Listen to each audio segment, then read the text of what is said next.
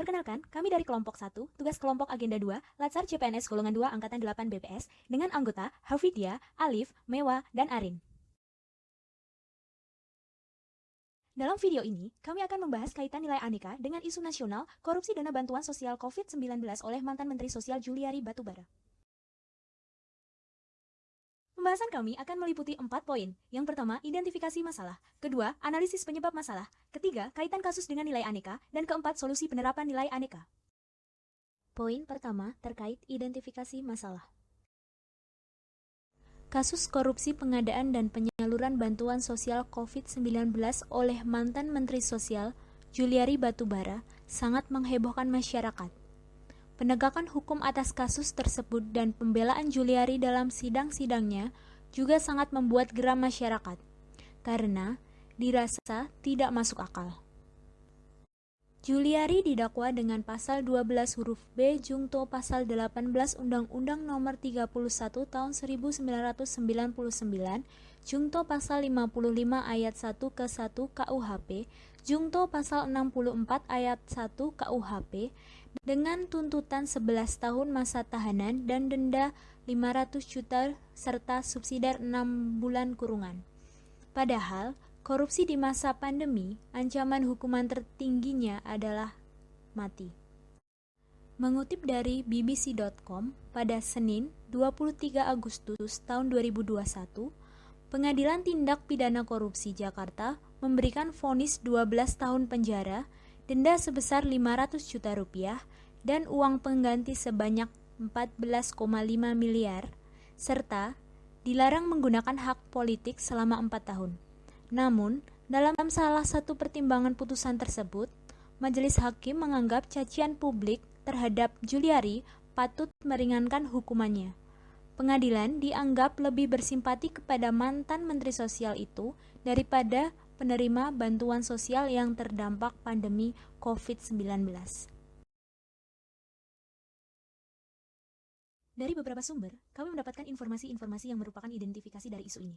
Kami merumuskannya ke dalam formula yang sederhana dan mudah dipahami, yaitu 5W dan 1H. Yang pertama, ada what. What-nya adalah korupsi paket pengadaan dan penyaluran bansos COVID-19. Selanjutnya, when, kapan. Peristiwa ini terjadi adalah pada masa awal pandemi COVID-19, tepatnya pada tahun 2020. Selanjutnya, where, terjadi di wilayah Jabodetabek. Who, siapa yang melakukan korupsi ini? Ada Juliari Batubara, Mateus Joko Santoso, Adi Wahyono, Ardian IM, dan juga Hari Sidabuke. How, bisa terjadi? Juliari menunjuk Mateus dan Adi sebagai PPK, selanjutnya dengan cara penunjukan langsung, dan diduga disepakati ditetapkan adanya fee sebesar 10.000 dari tiap-tiap paket pekerjaan yang harus disetorkan rekanan kepada Kemensos melalui Mateus. Why, mengapa bisa terjadi? Akan dijelaskan lebih lanjut dalam poin selanjutnya. Poin kedua adalah analisa penyebab masalah.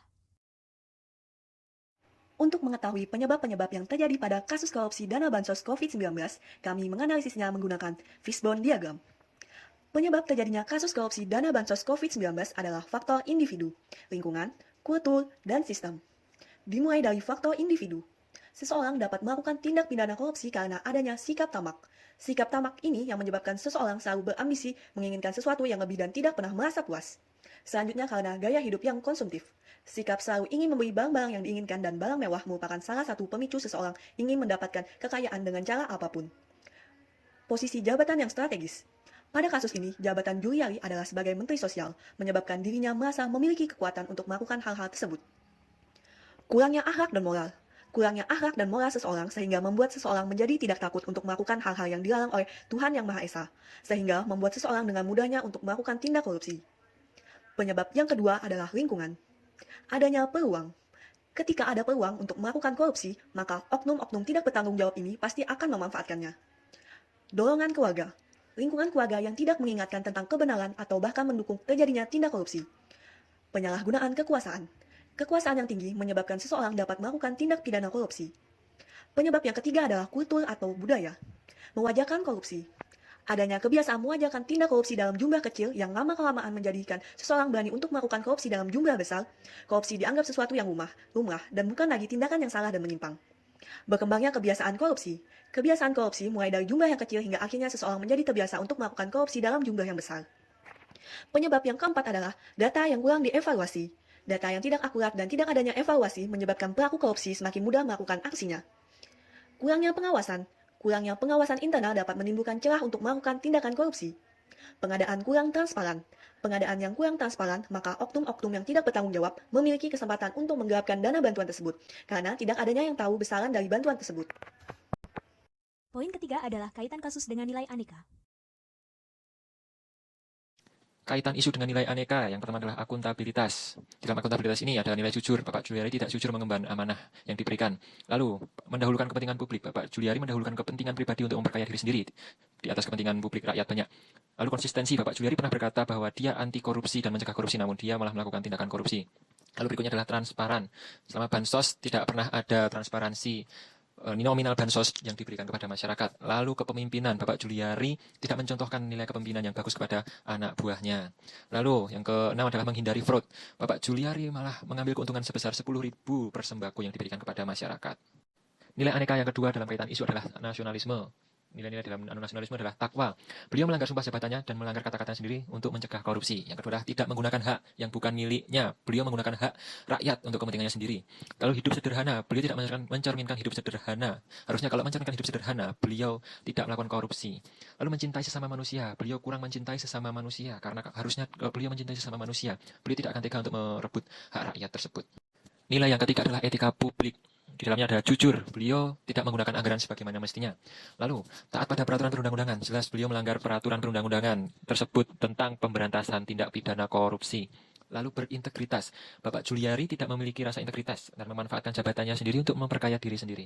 Dan nilai berikutnya adalah tulus. Sebagai pejabat negara, beliau kurang tulus memberikan pelayanan karena ada niat terselubung untuk memperkaya diri sendiri. Nilai berikutnya dalam etika publik adalah terbuka. Bapak Juliari sebagai pejabat bertanggung jawab dalam pembagian bansos tidak melaporkan secara terbuka rincian penggunaan dana bansos. Nilai aneka yang kaitannya dengan isu yang berikutnya adalah komitmen mutu. Ada 3 yang kami soroti, yaitu berorientasi mutu. Sungguh bansos yang dilakukan itu tidak berorientasi mutu karena banyak bahan makanan dari bansos itu yang nilainya itu di bawah standar seperti harga intermi yang harganya 1.000 perak. Mungkin tidak layak untuk dijadikan bansos. Lalu yang kedua adalah efisiensi. Tidak tepat dalam penggunaan sumber daya berupa dana bansos yang telah digelontorkan karena tidak memberikan efek yang baik bagi masyarakat. Lalu efektivitas. Penyaluran bansos ini kurang efektif karena tidak seliquid penyaluran bansos dengan menggunakan uang tunai karena beberapa orang lebih membutuhkan uang tunai daripada bahan makanan. Kaitan nilai-nilai aneka yang kelima adalah anti korupsi. Ada 5 nilai yang kami soroti, yaitu pertama jujur. Beliau tidak menjalankan tugasnya sebagai pejabat negara dengan baik sebagaimana mestinya. Lalu peduli. Beliau kurang peduli dengan nasib masyarakat. Bahkan setelah dirinya sendiri ditangkap, beliau merasa paling menderita dan tidak memperdulikan bahwa rakyat yang menerima bansos itu lebih menderita. Lalu sederhana. Bapak Juliari kurang puas dengan apa yang dimilikinya sehingga mengambil hak rakyat. Yang keempat adalah disiplin. Sebagai pejabat negara, beliau tidak disiplin dalam mengelola keuangan negara, tepatnya mengelola uang bansos sebagaimana mestinya untuk sebesar-besar kemakmuran rakyat. Dan poin anti korupsi yang kelima adalah berani. Bapak Juliari kurang berani dan tegas pada diri sendiri, serta bujukan orang lain dalam menolak untuk melakukan tindakan korupsi. Poin yang keempat adalah solusi penerapan nilai aneka. Solusi umum yang dimaksud diantaranya, yang pertama yaitu mengubah penyaluran bansos menjadi cash transfer. Yang kedua, penyempurnaan data terpadu kesejahteraan sosial atau DTKS. Yang ketiga, menjamin persaingan dalam pemilihan mitra pengadaan. Yang keempat, memanfaatkan kemajuan teknologi dengan menciptakan sistem pengolahan data. Yang kelima, supremasi hukum yang kuat.